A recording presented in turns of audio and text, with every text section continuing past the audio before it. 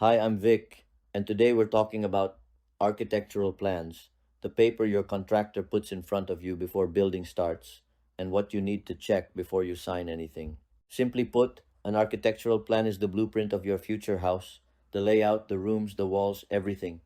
If it's wrong or incomplete, your contractor builds it wrong, and you pay for it. Every complete architectural plan has these drawings: floor plan, elevations, sections, site plan, roof plan, door and window schedule, and fence and gate details. All of them must be there, and if anything is missing, don't sign it. More detailed plans can also include floor finishes, wall finishes, ceiling plans, and blown up details for the kitchen and toilets. The more complete, the better.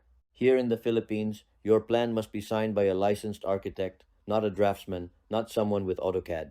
Before you sign, check five things. The architect's PRC number is on the plan, all drawings are included, measurements match across all pages, materials are clearly specified, and the site plan matches your actual lot. Remember, what's on that paper is exactly what gets built, so make sure every detail is right before you sign, because once construction starts, changes cost money.